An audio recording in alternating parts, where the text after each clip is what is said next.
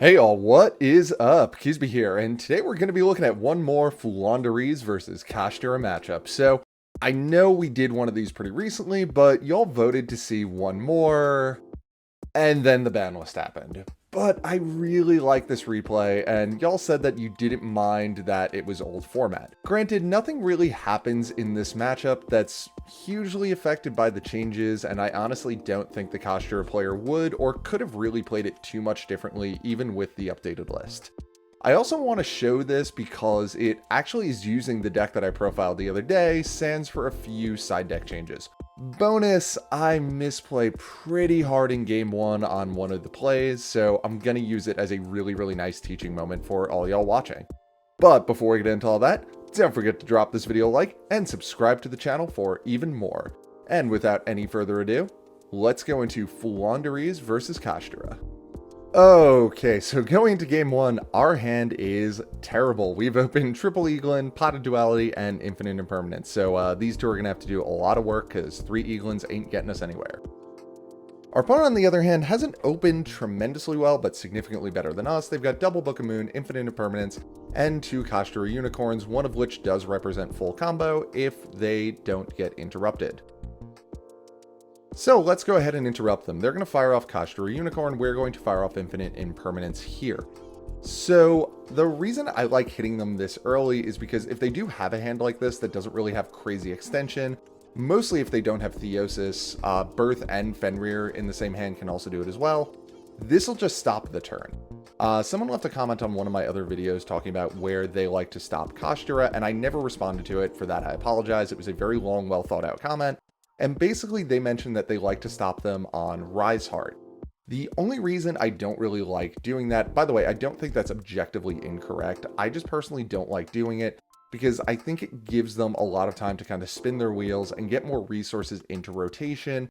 And again, same with hitting them here. It really depends on what the rest of their hand is looking like, whether or not they continue to be able to go off. So granted, if you stop them at Rise Heart, they've burned through a lot of resources already, so you might just have wasted a bunch of their resources and ended them on a suboptimal board, which is good. Or alternatively, they could just keep going. Same with hitting them here. However, the difference is it's either they keep going or they just full on stop here. So that's why I like hitting them earlier rather than later. However, they are going to fire up Book of Moon to flip the Unicorn face down. But that is perfectly fine because Theosis is offline since this is face down, and the best thing they can grab is Birth. They're going to fire off that Birth, summon another copy of Unicorn, but that's a hard once per turn on this guy, so all they can really do is set Book of Moon, Infinite Impermanence, and pass. By the way, I do think that this was the correct play, just dropping this Unicorn on the field. We opted to go second. All they know is that we fired off Infinite Impermanence, so there is a chance that they might snipe something out that's very important in here. If we do kill the Unicorn, they can go ahead, bring it back with Birth, and plus they have Book of Moon, Infinite Impermanence, so they're sitting pretty on that board over there. So we're going to go ahead and fire Pod Duality. By the way, straight off the top, blessed be. And we're going to go ahead and grab the Dreaming Town. So the Unexplored Winds is a little bit tempting here, but whether or not Unexplored Winds was the correct call is based entirely on luck. We could cycle these 2 Eaglins out, but unless we rip an Advent of Adventure off the top, we're in big trouble because as soon as we summon anything, it's going to eat that Infinite Impermanence, and then we are not having a good day. This way, we can at least set Dreaming Town for next turn, and then this turn, summon Eaglin, and if they stop the Eaglin with Infinite Impermanence, we've got 2 more for next turn. Or if they let us get to Stree before they stop us, we've got 2 more Eaglins for next turn. So Dreaming Town, definitely the objectively correct choice here. So we're going to fire off that Eaglin, and it will, as predicted, eat the Infinite Impermanence. So we'll go ahead, after our opponent uses Unicorn to banish out our relinquished anima, set Dreaming Town, and pass back to our opponent. Our opponent's going to rip Scareclaw off the top, and they will fire off the Unicorn. They're going to grab Theosis, they're going to fire it off, and they're going to summon a Fenrir. So we're going to fire off Dreaming Town now. This feels a little bit early, and it feels a little bit incorrect, but this is kind of the best time we could possibly fire it off. So there's a few different scenarios here that could happen. First and foremost, we don't know what this back row is. If this is another Infinite Impermanence, really whenever we fired off Dreaming Town, doesn't matter, we're going to lose to it anyway. We also don't know what this card in hand is as well. If it's Ash Blossom, doesn't matter when we fire off the Dreaming Town, we're going to lose to it anyway. So let's just focus on what we do know about. So if our opponent, this is the best case scenario, flips this Unicorn face up before they activate Fenrir, we fire off Dreaming Town there, we go Eaglin, Stree, whatever, however we want to go about doing it, into a Tribute Summon, either Empen or Ryza probably being the better one in this scenario because that can clear this in a non-destructive way that will make sure it can't come back with Birth. We flip these two back face down, they are locked face down, and really the only player our opponent would have left at that point is summon Scareclaw out, but that's not really going to do anything in the face of Ryza. So the other play that can happen, and the one that we really want to avoid, is from this position, they fire off Fenrir immediately, getting them a copy of Riseheart. So then they can flip this Unicorn face up, and they're threatening a Riseheart. We would have to fire off the Book of Moon, Dreaming Town combo here, which would flip these two face down, locking them for the turn, but Unicorn is still available. So they could go into Riseheart, and then, again, we didn't know this was Scareclaw, but they would get Scareclaw, then they would go into a Riseheart there, and we'd be kind of in trouble. Or, at a minimum, they use Riseheart, banish another Kashtira from deck, use Birth, get that one back on the field, because again, they haven't used this Birth yet, then they get a Riseheart, and once again, we're in trouble. So we kind of just have to prevent them from using this Fenrir search at this point, and we are taking a chance that this is just not another copy of Fenrir. So there's the Dreaming Town. We're going to fire off the Eaglin. We now have the knowledge that this is probably not Imperm, and this is definitely not Ash. We're going to normal summon Streep, just because we know that this is going to flip back face up. We have so many Eaglins in rotation, we might as well just take 800 less damage than we were going to. This Unicorn's going to trigger. It's going to go ahead and banish out our double Azaeus. We'll just banish Pot of Duality with Street, doesn't super matter. And Rise is going to hit the field. So we're going to target this because it can still flip face up.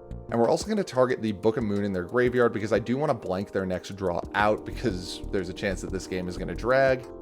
And that's the least harmful thing that I could give them back. And we'll just go ahead and self-target Ryza with the bounce to hand effect. There's not really anything I particularly want to give them back into their hand, or that would be particularly useful to bounce back to their hand. So might as well just do it on the off chance that they don't hit him with Fenrir. But they are going to. So that'll be Chainlink 2, and then Chainlink 3 will fire off Dreaming Town to flip everything face down. And then Chainlink 4 will get Street back to our hands. So goodbye Ryza, you did what you needed to do. So they'll flip the Unicorn back face up and get in over the Eaglin. So because they went directly to battle phase, we do now know for sure that this is not a Kashtira Fenrir. If this were a Fenrir, there is no world in which they wouldn't just use Birth to summon out the Fenrir, and then they have free reign to use the effect because we did flip this face down because it could use this effect. So again, we were taking a lot of chances there, but it was kind of what we had to do in order to survive this turn. All right, they're going to go to the end phase and pass back to us. We are going to draw Pot of Prosperity off the top, and we are going to make a pretty bad misplay here. So did you see that Advent of Adventure? That would have been the thing to take. We're going to take Evenly Matched. So I kind of got blinders into wanting to clear as much of the board as possible. Advent of Adventure, and again, we know for a fact that this is not infinite impermanence. There is no way our opponent would not have fired off infinite impermanence at any point on that last turn, because they basically had game from there. We could have gone, if we grabbed Advent out the Stree, gotten a copy of Map, used Map and Eaglin to get Rabina into rotation. We would have been able to either get Empen or Apex Avion, depending on how we wanted to play it. And then Dreaming Town was going to be our big push to shut our opponent off whenever we needed to on the next turn. We do know that they are about to draw Book of Moon, so Empen wouldn't really do anything as far as locking this Fenrir out of its effect. They could just flip the Empen face down. Or if we went into Apex Avion, they could just hit Apex Avion with the Book of Moon, forcing us to either have it flip face down or we bring it back to our hand. But really, at any point, whenever they decided to flip everything face up and attempt a big swing play, we would have Dreaming Town access to flip everything back face down. So that's where Advent of Adventure would have led us. Unfortunately, Evenly Matched, we're entirely dependent on our opponent picking the wrong thing to keep. Hey all, Future Keasbey here. So I wanted to elaborate a little more on this evenly matched play and why I made the choice I made at the time. So I mentioned in the notes on the video, I was under the assumption that the last card our opponent had in hand was not a Kashtira monster. My assumption was, if it were a Kashtira monster, they would have done one of two things. Or three things, actually. Worst option for us, it's Fenrir, and we're in a lot of trouble. Now, the actual first option is they would attack with Unicorn, normal summon said monster from their hand in main phase 2 by birth, or even in main phase 1, it just depends how concerned they are about getting hit with evenly matched, and then they overlay into Shangara in main phase 2. From there, they'll get a Fenrir during my turn, which is going to do a lot more into my plays than a Unicorn is going to. The second thing that I assume that they might have done is go into a Mind Hacker. Again, remember, this is pre-ban list. Use it, then attack, then go into a double Azaeus, which from the fairly weak position that we are clearly in, would probably have actually been enough to have stopped us, provided we in top deck something really solid. Funny enough, if they did do that, we would have been absolutely forced to have picked Advent of Adventure, but I'm not sure how that would have gone because that starts to depend entirely on what our opponent's actions were going to be from that position. So with that admittedly wrong assumption in mind, and knowing that Book of Moon was the next card off the top, I figured that I could go battle phase, hit them with evenly matched, and then I assumed that they would keep the Unicorn. From there, I make an M-Pen, I grab Advent of Adventure, setting it and passing. On our opponent's turn, they throw the Unicorn to defense position, get a copy of Theosis, fire it off, and grab a Fenrir. They use the effect, they get a Rise Heart, and do one of two things. Either they attempt to go directly into a Rise Heart by summoning Rise Heart using the effect and overlaying the 3, probably the better move in this case so that they could then immediately attempt to remove M-Pen from the field if they put it in defense position, saving the Book of Moon, or if they wanted to get in for damage, attempt to Book of Moon the M-Pen and then attack over it. Regardless, both of these scenarios end with us using Advent of Adventure on the M-Pen to grab a Rabina, and either having one or no Arise Heart activations to contend with. Both of these are scenarios that we can play through. The other option was they go into a Shangara, then use Rise Heart to banish Big Bang from the deck, triggering Shang and summoning one of their two Kashtira monsters used as material out, letting them end on a Rise Heart over the Rise Heart, a Shang, and one of the two original Kashtira monsters under it, and during our turn they would have gotten a new one as well via Shang. We could probably play through this with all 4 birds in rotation and new access to Dreaming Town, but it wouldn't be easy, and again, this is very hard to say because it starts to depend entirely on our opponent's actions. Now again, with hindsight, knowing that they have Scareclaw in hand, this would have just actually ended the game if they had kept Unicorn. With the Book of Moon, they can just Book of Moon the M-Pen at their leisure, we'd Advent out for Rabina, but within a Rise Heart, the Kashtira is summoned by Big Bang, and the Scareclaw that we didn't know about, that would actually be enough to hit in for a game. So basically all of this to say, yes, evenly matched was not the best play, but there was a thought process behind picking it based on the knowledge that I had and a very incorrect assumption that I had made. And we're going to fire off evenly matched, and fortunately for us, our opponent picked the wrong thing to keep, so this birth is entirely offline here. I'm actually not entirely sure why they kept it. The only thing they can really do with it is normal summon out Scareclaw if they want to. All their Kashtira monsters are banished face down, which birth can't get to. There's nothing really in the graveyard for them to do with it. And we all know that they are going to draw Book of Moon off the top, so it's whatever this card is really needs to do a ton of work for them. In main phase 2, we're going to go ahead, go Eaglin. We'll just chain block with that Eaglin just to be super safe. And then we'll go into Stree. Stree will just banish that infinite impermanence out of the graveyard because why not? And we'll go into M-Pen here. So with this M-Pen, we're going to grab the Advent that we should have grabbed a while ago. We're going to fire it off. We're going to go ahead and banish out that Stree to grab a copy of Map. So this is going to feel a little bit weird. We've already used Eaglin's hard once per turn effect, but we're just going to do this to get Rabina into rotation immediately so that we can get Toucan into rotation faster on our opponent's turn. So if our opponent does normal summon, we can just go straight into Rabina and go off from there. Or we could just get another copy of Eaglin or use one of this banished Eaglin that we already have. So we're doing pretty good. Our opponent's going to grab that Book of Moon off the top that we gave them. They're going to fire it off on the M-Pen. They'll special summon out the Scareclaw. They'll banish Theosis, but Theosis has nothing to recover. They will just use the Scareclaw to get in over the M-Pen. And from here, we pretty much have game. We're going to rip Mist Valley Apex Avian off the top. Very nice. That'll give us basically immediate game. And we will go ahead, banish out stuff, do stuff, you know. Basically what we're doing here is we're setting up to grab wins with M-Pen. Sorry, I kind of spaced out a little bit there. We're setting up to grab wins with M-Pen so that we can tribute summon 2 more times afterwards, clearing the birth and the Scareclaw, giving us lethal with 2 M-Pens and an Apex Avian on board. So we'll fire off the winds, we'll normal summon the Toucan, that would have grabbed the M-Pen, but our opponent will go ahead and surrender at this point. Let's take a look at game 2. Okay, so going into game 2, our hand is infinitely better. Our opponent's hand is really not that great, but they have an insane amount of stopping power specifically for us, so let's see how this goes. They are going first, by the way. They're going to set 4 and pass, the most relevant being the summon limit and the infinite impermanence, to a lesser degree the Book of Moon, and they have an Ash Blossom in hand. This is just Kashtira preparations, it's not doing anything. So we are going to rip Unexplored Winds off the top. We're going to fire it off, and we're going to do something a little bit risky here, and we're going to shuffle 2 of our small birds back into the deck. So basically we did this because I was really hoping to rip either Harpy's Feather Duster or Advent off the top. But unlike in the last game, we do have a lot that we can still do, even if we do get stopped, kind of really wherever we get stopped. We also ripped another Rubina off the top, which gives us a ton of flexibility in what we can do from here. So we're going to banish Eaglin, and we'll go Rubina Eaglin. So, by the way, had we not ripped the second Rubina off the top, we would have just searched another copy of Eaglin, so that if this Eaglin gets stopped, we have one to use on our opponent's turn. But because we have the Rubina, we can afford to do this. So we're going to summon the Eaglin, and our opponent's going to hit us with Summon Limit. So they're going to forego using Infinite Impermanence or Ash Blossom, saving them for their own turn. So that is going to give us access to M-Pen to summon on their turn, which is actually going to turn out to be massive. So we'll grab that M-Pen, we'll set Dreaming Town.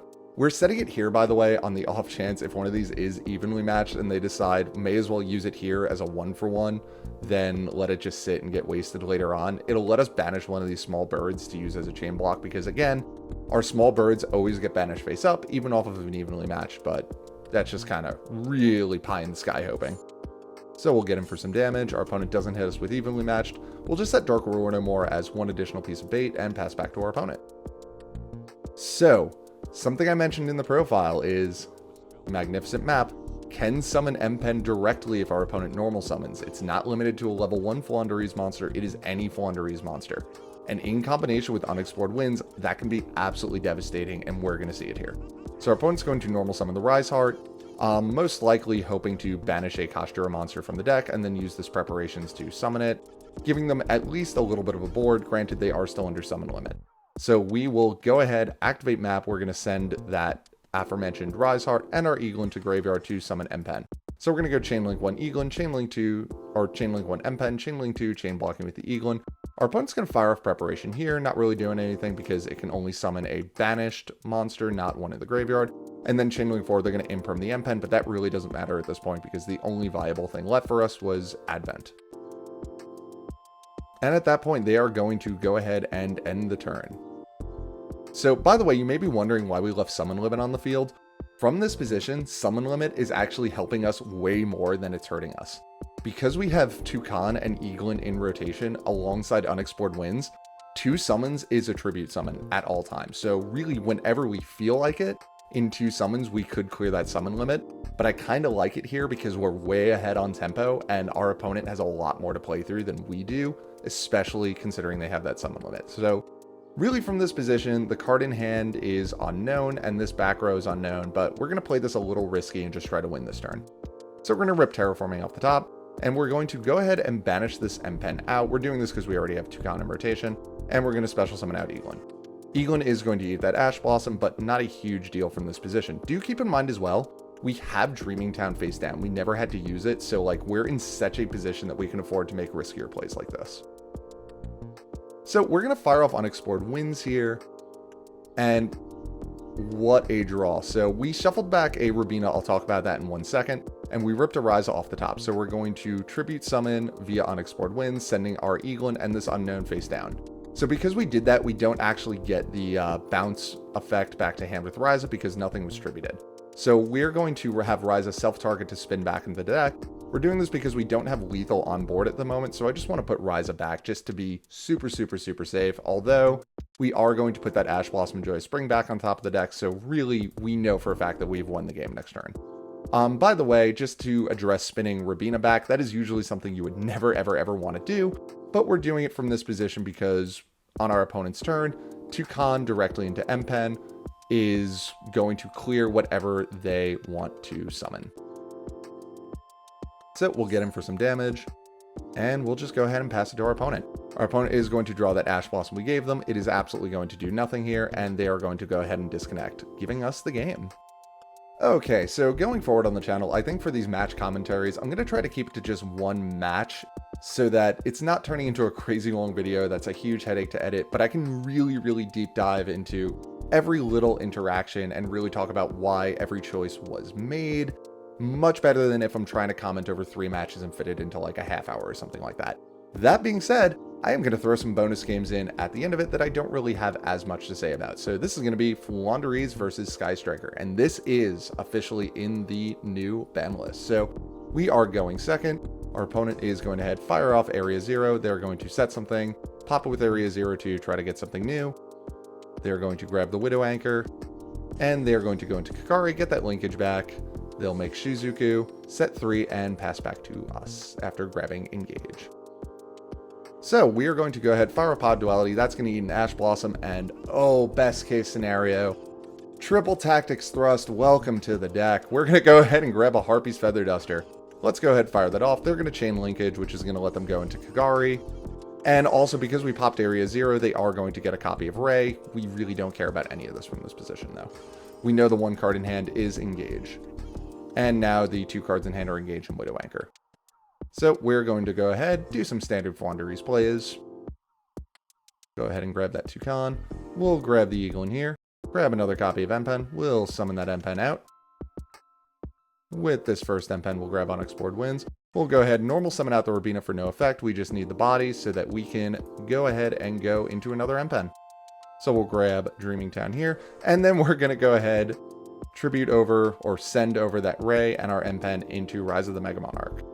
So Ryza, we are going to self-target because we do have to target something on the field. And we'll just go ahead, put that Ray back because it's going to force them to normal summon it.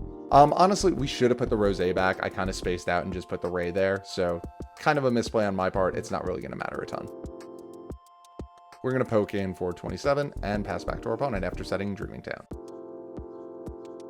So our opponent's going to fire off Engage. They're going to go ahead and grab Multi-Roll. They're going to activate Multi-Roll. They're going to fire off Widow Anchor, and that's actually going to fully take our M-Pen. They're going to go to battle phase, poke in for 27. They're going to fire off Multi-Roll, popping our M-Pen so that we can't do anything in response to their spells. On the normal summon of Ray, we are going to go ahead and normal summon out Toucan. So we're going to go Chainlink 1, Eaglin, Chainlink 2, Toucan, targeting Rabina. So we don't know the card in hand at the moment, but we can safely assume a lot of things it's not based on what our opponent's not doing. So at this point, our opponent is going to cycle out the Ray. This is the last possible moment they can before they lose it to Unexplored Winds. And we'll just go ahead and resolve Eaglin. So we'll go ahead and grab Miss Valley Apex Avian, and let's go ahead and get that Kaina out of there with Miss Valley Apex Avian. Our opponent is going to go ahead and fire off the effect of Ray. We are going to go ahead and fire off the effect of Miss Valley Apex Avian. Keep that off the field. Our opponent is going to attempt to end their turn, which would have triggered multi-roll, but we're going to go ahead and fire off the Dreaming Town that we never had to use. So fortunately, we had this extra Stree in hand that would have banished out the Ray, and then from there, we would have just gone ahead and gone Apex Avian over Stree and multi-roll and taken the game from there. Okay, so that was another Floowandereeze versus Kashtira matchup, plus a little bit of a bonus, just for fun to throw it in there. And yeah, like I said, this match was from before the ban list dropped, so, you know, take everything with a grain of salt, but I don't think the ban list really affected the gameplay overall that much. It honestly more affected my gameplay in where I had to counter them in game 1 just to keep them off of Mind Hacker and things like that, so again, take this all with a grain of salt. The main reason I did want to show this, though, is because this is the deck that I just profiled. Once again, you wouldn't really know it from watching the games. We didn't see Thrust or anything like that, but still worth showing. And I thought it was a pretty good game and had some fun plays. Plus, I really did want to show that misplay on my part, just so that none of you make the same mistake if you're ever in a similar position. If you enjoyed this video, don't forget to drop it a like and subscribe to the channel for even more. And I will catch you all later.